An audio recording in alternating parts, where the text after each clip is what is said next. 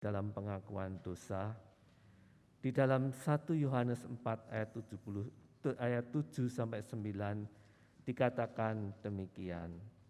Saudara-saudara yang kekasih, marilah kita saling mengasihi, sebab kasih itu berasal dari Allah, dan setiap orang yang mengasihi lahir dari Allah dan mengenal Allah. Barang siapa tidak mengasihi, ia tidak mengenal Allah, sebab Allah adalah kasih. Dalam hal inilah kasih Allah dinyatakan di tengah-tengah kita, yaitu bahwa Allah telah mengutus anaknya yang tunggal ke dalam dunia supaya kita hidup olehnya. Bapak, Ibu, dan saudara sekalian, tidak ada seorang pun di antara kita yang sanggup memenuhi perintah ini secara sempurna. Kita lebih sering mengasihi diri sendiri daripada Tuhan dan sesama. Maka marilah kita nyatakan penyesalan dan pertobatan di hadapan Tuhan dan sesama di dalam doa secara pribadi kita masing-masing. Mari kita berdoa.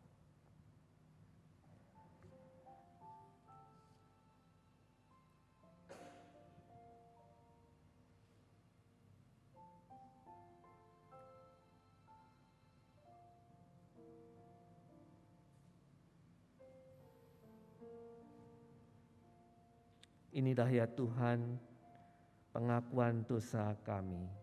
Ampuni akan segala dosa dan kesalahan kami. Terima kasih ya Bapa, di dalam nama Tuhan Yesus kami telah berdoa. Amin.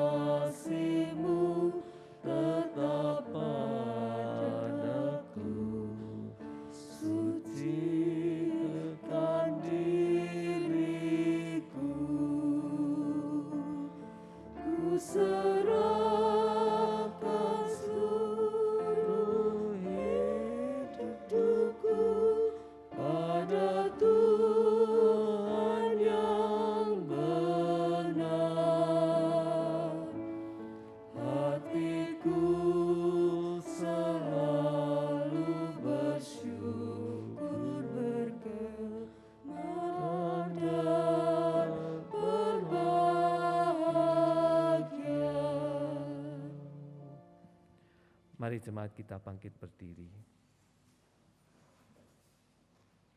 Kepada setiap orang yang dengan sungguh-sungguh datang ke hadapannya, serta mengakui setiap dosa dan mau bertobat, diberikan anugerah Tuhan seperti yang dinyatakan dalam Roma 3 ayat 23-25 yang berbunyi demikian.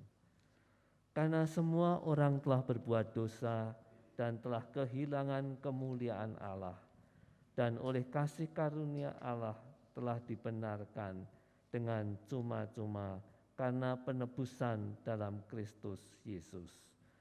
Kristus Yesus telah ditentukan Allah menjadi jalan pendamaian karena iman dalam darah-Nya. Hal ini dibuatnya untuk menunjukkan keadilannya, karena Ia telah membiarkan dosa-dosa yang telah terjadi dahulu pada masa kesabarannya. Demikianlah berita anugerah dari Tuhan. Mari Bapak Ibu sekalian, kita berikan salam damai kepada jemaat di sekitar kita. Salam damai.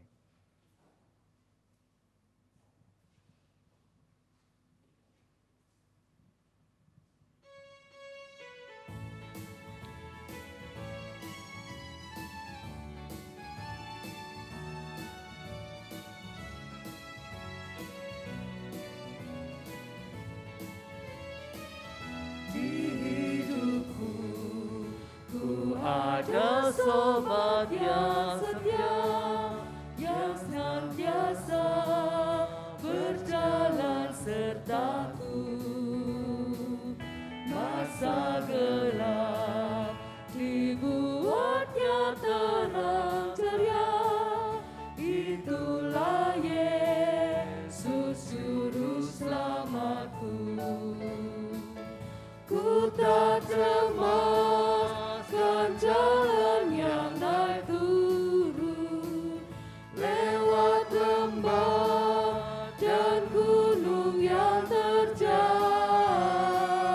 sebab Tuhan berjalanlah di sampingku, memimpinku ke negeri yang kekal.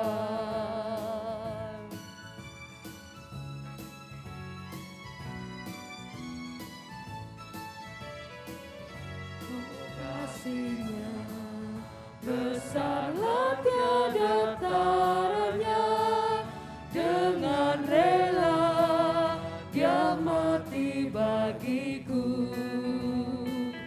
Kepadanya ku serahkan jiwa dan raga, sejak itu Dia bimbingku selalu.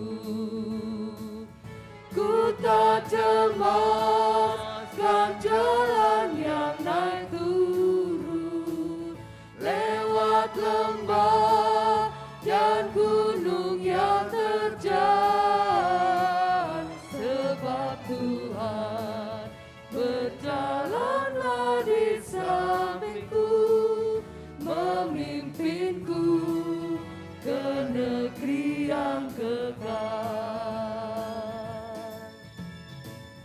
Dipersilakan untuk duduk kembali. Yesus, saudara yang dikasihi Tuhan, mari kita akan menyiapkan hati kita untuk kita membaca dan merenungkan firman Tuhan. Kita berdoa. Kami sungguh bersyukur Engkau Allah adalah sobat kami yang setia, sehingga di dalam segala perubahan di dalam hidup ini, kasih-Mu tidak pernah berubah untuk kami.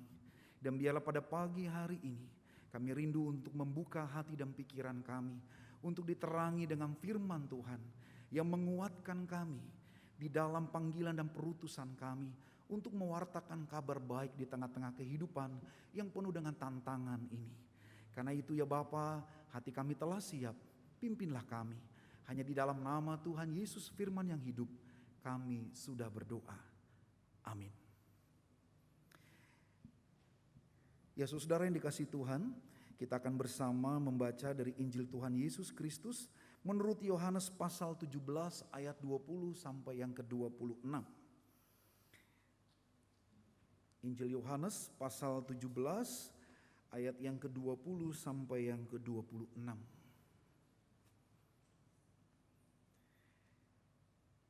Firman Tuhan berkata demikian. Dan bukan untuk mereka ini saja aku berdoa, tetapi juga untuk orang-orang yang percaya kepadaku oleh pemberitaan mereka, supaya mereka semua menjadi satu, sama seperti Engkau ya Bapa, di dalam aku dan aku di dalam Engkau, agar mereka juga di dalam kita, supaya dunia percaya bahwa Engkaulah yang telah mengutus aku. Dan aku telah memberikan kepada mereka kemuliaan yang Engkau berikan kepadaku, supaya mereka menjadi satu sama seperti kita adalah satu. Aku di dalam mereka dan Engkau di dalam aku, supaya mereka sempurna menjadi satu, agar dunia tahu bahwa Engkau yang telah mengutus aku dan bahwa Engkau mengasihi mereka sama seperti Engkau mengasihi aku. Ya Bapa, aku mau supaya di mana aku berada, mereka juga berada bersama-sama dengan aku. Mereka yang telah Engkau berikan kepadaku, agar mereka memandang kemuliaanku yang telah Engkau berikan kepadaku. Sebab Engkau telah mengasihi aku sebelum dunia dijadikan. Ya Bapa yang adil, memang dunia tidak mengenal Engkau, tetapi aku mengenal Engkau, dan mereka ini tahu bahwa Engkaulah yang telah mengutus aku. Dan aku telah memberitahukan namamu kepada mereka, dan aku akan memberitahukannya, supaya kasih yang Engkau berikan kepadaku ada di dalam mereka dan aku di dalam mereka. Demikianlah pembacaan Injil Tuhan Yesus Kristus yang berbagai adalah setiap orang yang mendengarkan dan memelihara firman Tuhan di tengah-tengah kehidupannya. Haleluya.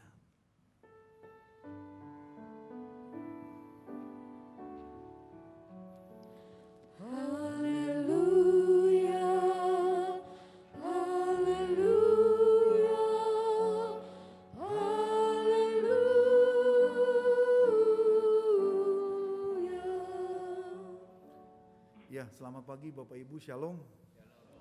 Kita bersyukur kita boleh sampai di Minggu Paskah yang ke-7. Kita masih dalam menghayati peristiwa kebangkitan Kristus yang terus menguatkan panggilan umat Tuhan dan gerejanya di tengah dunia. Melalui tema pada minggu saat ini yaitu percaya penuh pada Kristus, mengajak kita bersama sebagai gereja Tuhan dimanapun berada untuk melihat sebuah realita bagaimana karya Tuhan, pemeliharaan Tuhan terus terjadi sekarang dan seterusnya.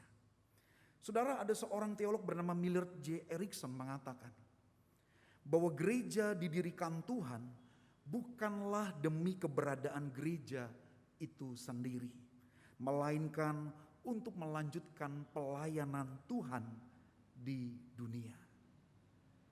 Ucapan Erickson ini sangat jelas terkait erat dalam peristiwa pada hari Kamis yang lalu yang kita rayakan dan kita maknai bersama, yaitu kenaikan Tuhan Yesus ke surga.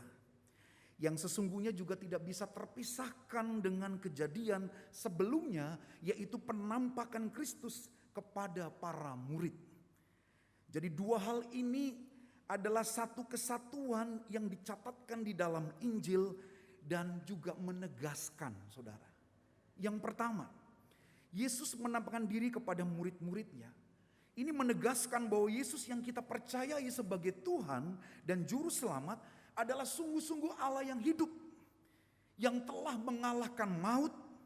Yesus yang berkuasa penuh atas kehidupan, dan dari dasar itu pula bagi kita yang percaya kepada Kristus akan mengalami kemenangan atas kematian dan maut, serta mendapat pengharapan dan juga kehidupan kekal bersama dengan Tuhan di sorga. Itu yang pertama. Yang kedua adalah kenaikannya ke surga. Ini menunjukkan bahwa misi Kristus di dalam dunia telah diselesaikannya. Lalu pertanyaannya, siapa yang akan melanjutkan misi itu? Sudah tentu misi penyelamatan dan pemberitaan Injil Tuhan akan dilanjutkan oleh murid-murid, pengikut-pengikutnya, dan orang-orang percaya, yaitu kita semua sebagai gereja di masa kini dan masa yang akan datang. Namun saudara-saudara, untuk menyampaikan kabar baik bukanlah perkara yang mudah. Kristus menyadari bahwa gerejanya akan menghadapi tantangan yang lebih berat dengan segala realita yang kita hadapi saat ini. Kalau kita melihat potret kehidupan gereja di dalam situasi pandemik, tentu ada banyak peristiwa, Mungkin keluhan-keluhan yang dihadapi, berjuang bagaimana gereja harus tetap survive, harus tetap hidup dan juga menjadi berkat kepada anggota jemaat yang mungkin kehilangan iman karena pandemik mungkin membuat mereka kehilangan dengan orang-orang yang dicintai. Ekonominya mungkin yang tadinya ada orang yang punya kehidupan yang baik, punya satu usaha yang berjalan lancar, tapi karena pandemik mungkin harus tutup. Ada banyak peristiwa dan gereja harus hadir dalam situasi seperti itu. Dan belum lagi mungkin gereja juga diperhadapkan dengan berbagai macam perbedaan dan kita hadir di tengah-tengah dunia, khususnya di bumi Indonesia, di mana suku, agama, dan segala macamnya itu adalah sebuah hal tantangan yang harus dihadapi di tengah-tengah kehidupan gereja. Karena itu yang menarik lewat firman Tuhan yang kita renungkan pada pagi hari ini. Bahwa Kristus memohon doa kepada Bapa, yaitu satu, menjadi satu. Saudara, ini menarik. Saya jadi teringat ketika seorang pendeta itu akan meneguhkan dan memberkati suatu pernikahan. Di mana dua pribadi dengan latar belakang yang berbeda harus menjadi satu di dalam kehidupan perjalanan rumah tangga. Ketika suatu penegasan menjadi satu, itu artinya ada sebuah tanggung jawab dan sekaligus juga memahami bahwa di dalam menjalani kehidupan berumah tangga tidak hanya serta-merta antara dua pribadi ini saja, tetapi ada pribadi yang melekatkan di antara dua pribadi itu yang menjadi satu, yaitu adalah Allah sendiri. Sehingga di dalam tantangan, pergumulan, kehidupan, perjalanan berkeluarga, hendaknya tetap melihat kepada Allah yang terus mengasihi, Allah yang terus menolong, Allah yang terus akan berkarya di dalam kehidupan berkeluarga. Itulah mengapa doa Yesus ini menjadi sangat penting bagi kita gereja. Mengapa kesatuan orang percaya menjadi kerinduan Yesus di dalam doanya? Karena Yesus ingin agar para murid dan juga kita sebagai umat Tuhan di zaman ini terus juga menghasilkan pemberitaan Injil dan menjadi kesaksian di tengah-tengah dunia. Agar dunia tahu bahwa Allah Bapa yang telah mengutus Yesus, dan Yesus itu pula yang mengasihi semua orang percaya kepadanya. Kasih yang bersumber dari Bapa, maka semua milik Allah harus memahami akan makna kasih Allah itu. Karena kasihnya ia telah mengorbankan anaknya yang tunggal supaya saudara dan saya mengalami penebusan atas segala dosa. Maka menjadi satu hanya dapat terjadi jikalau orang percaya gereja Tuhan memiliki dan mempraktekkan kasih Allah di antara kita. Nah, saudara-saudara, tentu orang percaya itu tersebar di berbagai belahan dunia. Ada begitu banyak perbedaan yang juga sebenarnya kita jumpai. Gereja dengan berbagai macam denominasi, khususnya di Indonesia saja ada begitu banyak ratusan denominasi. Dan terkadang denominasi itu juga membuat kita tidak menjadi satu. Sehingga saya ingat ucapan Mother Teresa mengatakan, doktrin itu atau ajaran itu memisahkan, tetapi kasih dan pelayanan itu menyatukan. Kira-kira coba direnungkan Bapak Ibu, betul gak ucapan Mother Teresa ini? Ya, ajaran, doktrin itu justru memisahkan gereja, tetapi kasih dan pelayanan justru menyatukan gereja Tuhan. Di satu sisi saya menyadari sebagai gereja kita juga memegang tradisi yang harus kita pelihara. Tetapi terkadang ketika gereja dipanggil untuk keluar dan melihat sebuah tantangan kehidupan, rasanya kasih itulah yang paling penting. untuk kita bisa bergandengan tangan menyelamatkan kehidupan.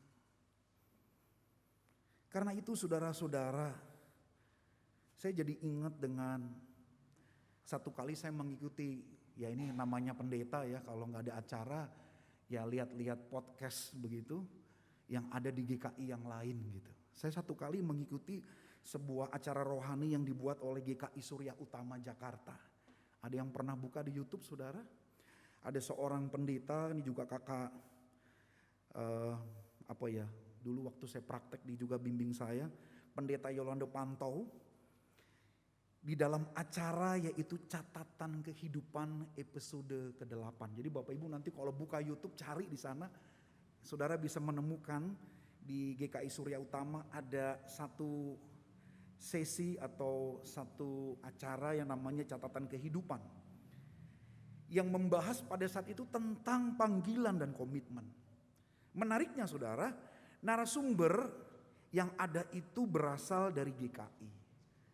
Tentu ya, entah itu calon pendeta maupun juga seorang pendeta. Namun mereka posisinya bukan di Indonesia.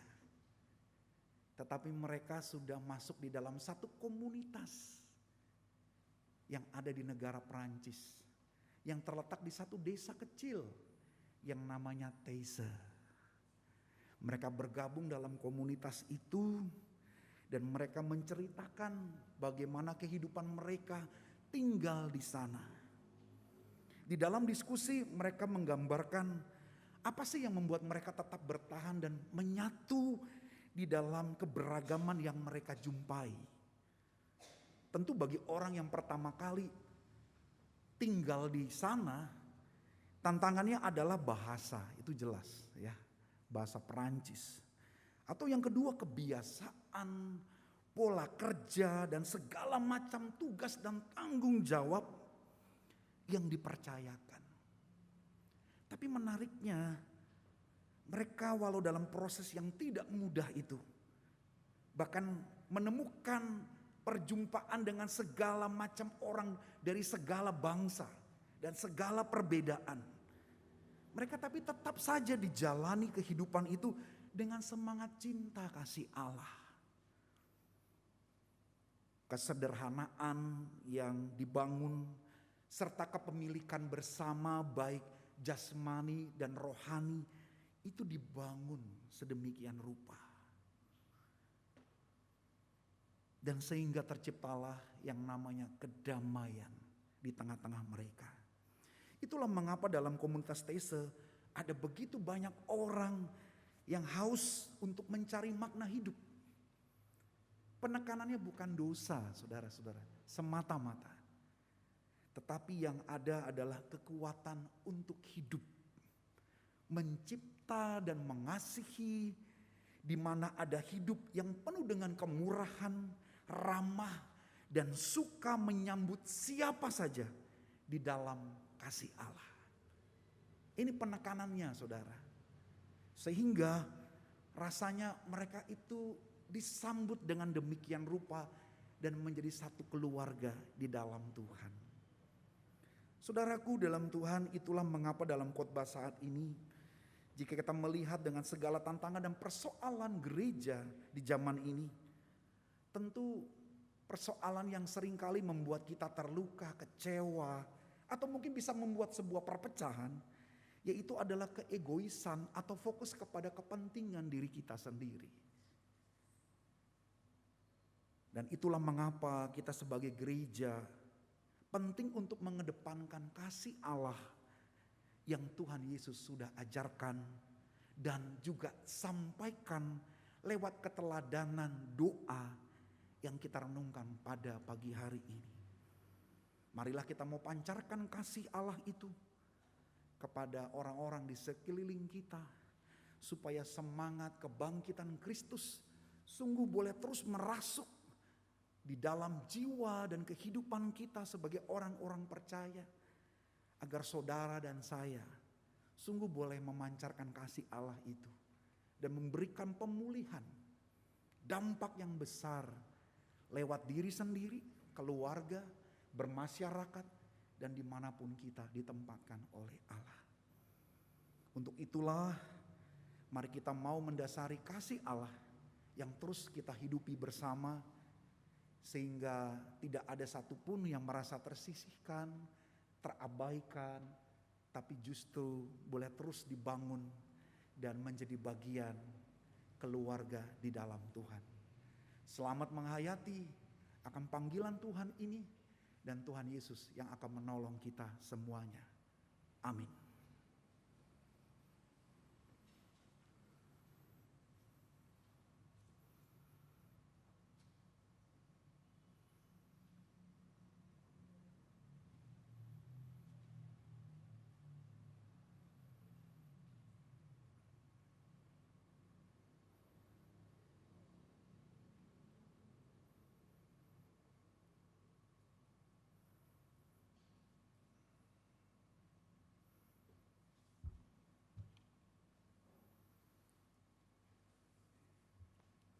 Mari jemaat, kami undang untuk bangkit berdiri.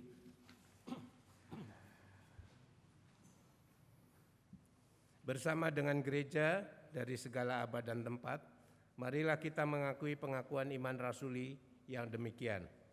Aku percaya kepada Allah, Bapa yang Maha Kuasa, Khalik langit dan bumi, dan kepada Yesus Kristus, Anaknya yang tunggal Tuhan kita, yang dikandung dari Roh Kudus, lahir dari anak darah Maria, yang menderita sengsara di bawah pemerintahan Pontius Pilatus, disalibkan, mati dan dikuburkan, turun ke dalam kerajaan maut. Pada hari yang ketiga, bangkit pula dari antara orang mati, naik ke surga, duduk di sebelah kanan Allah, Bapa yang Maha Kuasa, dan dari sana Ia akan datang untuk menghakimi orang yang hidup dan yang mati. Aku percaya kepada Roh Kudus, gereja yang kudus dan am, persekutuan orang kudus, pengampunan dosa, kebangkitan orang mati, dan hidup yang kekal. Amin. Dipersilakan duduk. Mari saudaraku, kita akan masuk di dalam doa syafaat. Kita berdoa. Bapa, terima kasih untuk kebenaran firman-Mu yang boleh menolong kami, untuk mengingatkan kami bagaimana kami harus berkarya di dalam panggilan untuk mewartakan kabar baik di tengah-tengah kehidupan kami sebagai gereja. Tolonglah kami ya Allah, jikalau selama ini ketika kami boleh menjalani kehidupan beriman kepadamu, kami terlalu egois, kami terlalu mengedepankan kepentingan kami, sehingga kami kehilangan akan cinta dan kasih-Mu. Biarlah pada pagi hari ini kami memohon kiranya Allah Roh Kudus boleh terus berkarya di dalam hati dan pikiran kami, untuk bisa berdamai dengan segala keadaan dan kondisi hidup kami, dan juga menjadi satu bersama dengan Allah, dan terus berkarya lewat cinta kasih-Mu. Bapa Surgawi, pada saat ini kami bersama-sama ingin menaikkan pokok doa syafaat kami. Kami berdoa bagi saudara-saudara kami yang sakit dan lansia. Kami berdoa untuk Bapak Tan Chin Hock, Bapak Waluyo, Ibu Lydia, Ibu Vivi, Ibu Rokani, Ibu Tan Sinyo, Ibu Kolianwa, Ibu Chan Gyokai, Bapak Tan Swihwat, Ibu Tetiana Tobing, Ibu Sri, Ibu Triana Sudopo, Saudari Maya, Ibu Jati Utami, anak Miracle Vergilim, Ibu Cato Yohana, anak Lionel Axel, Ibu Martinus Jus Filemon, Bapak dan Ibu Teping Cui, Bapak Akong Rianto, Bapak Hari Murwanto, Bapak dan Ibu I Huinsin, Ibu Tesyu Gim, Bapak Sudarno Siswo Miharjo, Bapak Gabriel Paren, Ibu Melin, dan bahkan juga Saudari Agnes yang saat ini sedang di dalam pemulihan di rumah. Kami mau menyerahkan saudara-saudara kami ini ya Allah, dan bahkan dengan segala proses yang harus dilalui, biarlah mereka tidak pernah kehilangan akan kasih Allah. Lewat ketidakberdayaan, cinta kasih yang dibangun di dalam komunitas iman keluarga GKI Temanggung ini juga boleh menolong mereka untuk terus kuat dan tegar. Dan kiranya Tuhan terus mengaruniakan kepada mereka ketaatan dan kesetiaan iman. Percayalah bahwa Allah akan menganugerahkan yang terbaik dan bahkan pemulihan dan kesembuhan yang datangnya dari Tuhan. Kami juga berdoa untuk pergumulan dari Ibu Roy Purba. Biarlah Tuhan mau berkarya, Tuhan menolongnya, agar di dalam setiap pergumulan yang sedang dijalani, kiranya kasih Allah tidak pernah meninggalkan mereka. Kasih-Mu terus boleh menguatkan untuk terus menghadapi segala pergumulan dan menang di dalam kasih-Mu. Kami juga berdoa untuk saudara kami yang akan melangsungkan peneguhan dan pemberkatan pernikahan. Untuk saudara Theo Wicaksono dan juga saudari Anira Wilda Purba. Tuhan menolong dan Tuhan memberkati di dalam segala proses dan persiapan untuk pernikahan ini. Kami juga berdoa untuk penjaringan penatua yang masih terus berjalan. Biarlah segala kebutuhan itu boleh terwujud ketika saudara-saudara kami yang ada menjadi bagian anggota jemaat dan simpatisan boleh terpanggil dan juga mau tergerak dan ambil bagian di dalam pelayanan kemajelisan ini. Kami juga berdoa untuk Pespawari Nasional yang ke-13 yang akan dilangsungkan tanggal 19 sampai 26 Juli di Yogyakarta. Biarlah Tuhan boleh berkarya lewat Pespawari Nasional yang ke-13 ini. Dan kami berdoa untuk tim Kabupaten Temanggung yang mewakili Provinsi Jawa Tengah juga boleh melakukan dan menjalani semuanya dengan penuh sukacita. Dan pada akhirnya ya Allah, kami mau serahkan segala kegiatan masa Pentakosta yang masih akan dijalani dan masih berjalan. Kiranya Tuhan menolong dan Tuhan memberkati dan menggerakkan setiap anggota jemaat-Mu dan simpatisan GKI Temanggung boleh terus dikuatkan dan merasakan akan kasih dan penyertaan Tuhan di dalam kehidupan mereka masing-masing. Inilah pokok doa syafaat kami, dan kami serahkan juga keluarga dari pendeta kami, keluarga Bapak Pendeta Darmanto Lemuel, dan juga bersama dengan para majelis jemaat, badan pelayanan, komisi. Biarlah Tuhan boleh memberkati mereka satu demi satu. Dan terima kasih untuk setiap kami yang sudah ambil bagian dalam pelayanan pagi hari ini. Kiranya Tuhan pun juga boleh memberkati kami semua. Inilah doa syafaat kami yang kami bawa hanya kepada Tuhan yang sudah mengajarkan kami berdoa di dalam doa Bapa kami. Bapa kami yang di surga, dikuduskanlah nama-Mu. Datanglah kerajaan-Mu, jadilah kehendak-Mu di bumi seperti di surga. Berikanlah pada hari ini makanan kami yang secukupnya. Dan ampunilah kesalahan kami, seperti kami juga mengampuni orang yang bersalah kepada kami. Dan janganlah membawa kami ke dalam pencobaan, tetapi lepaskanlah kami daripada yang jahat. Karena Engkaulah yang mempunyai kerajaan, kuasa dan kemuliaan sekarang dan sampai selama-lamanya. Amin.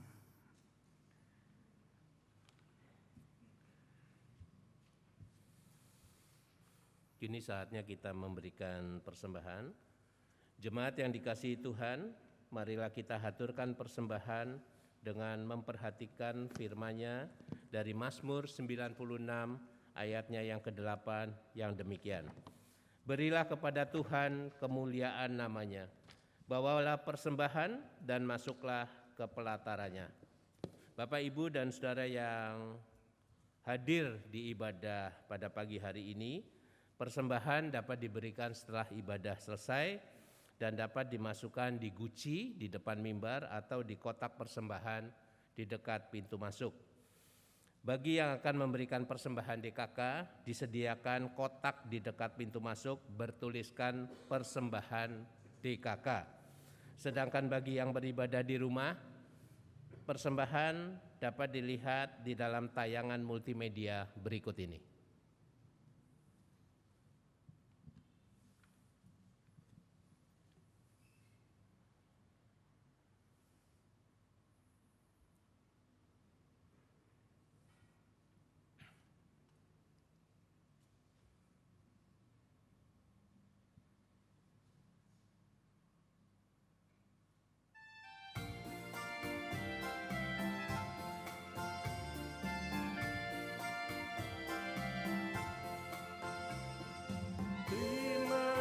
kasih ya Tuhanku atas hari pemberian-Mu, hari baru limpah rahmat dan dipenuhi oleh kasih-Mu. Kau curahkan pada umat-Mu, Kau curahkan pada umat-Mu.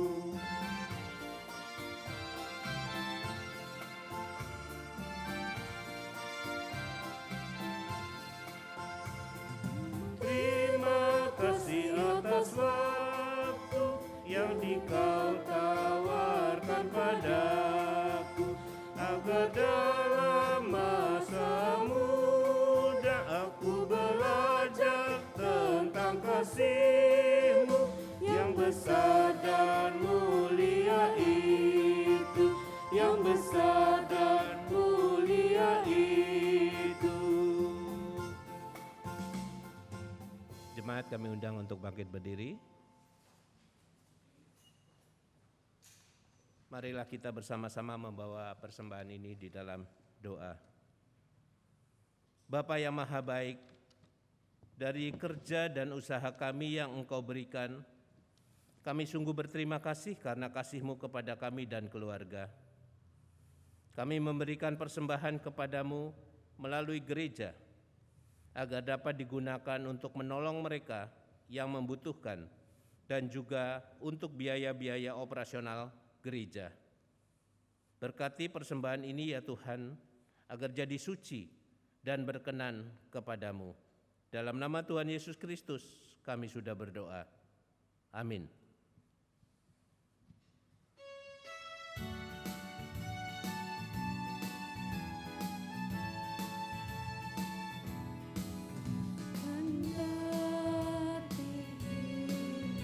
Tenteram dan senang, dan walau derita penuh,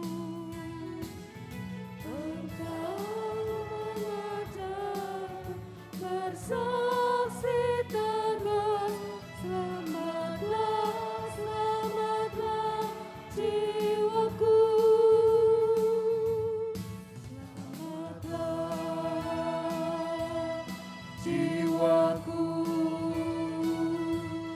selamatlah, selamatlah jiwaku.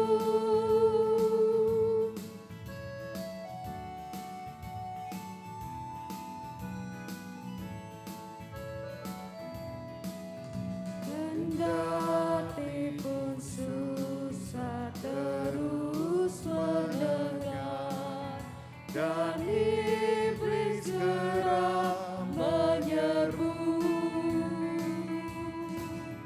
Tuhanku memilih anaknya tetap. Selamatlah, selamatlah jiwaku, selamatlah jiwaku, selamatlah, selamatlah jiwaku. Ya saudaraku, arahkanlah hatimu kepada Tuhan. Mengarahkan hati kepada Tuhan. Tetaplah percaya penuh pada kasih dan kuasa Kristus yang telah bangkit. Kami akan hidup sebagai orang yang mengandalkan kuasa dan kasih Kristus, Terpujilah Allah Bapa, Anak dan Roh Kudus. yang tidak pernah memisahkan kami dari kasih-Nya, sekarang sampai selama-lamanya. Dan marilah kita menerima berkat-Nya. Tuhan memberkati saudara dan melindungi saudara. Tuhan menyinari saudara dengan wajah-Nya dan memberi saudara kasih karunia. Tuhan menghadapkan wajah-Nya kepadamu dan memberi saudara damai sejahtera. Amin.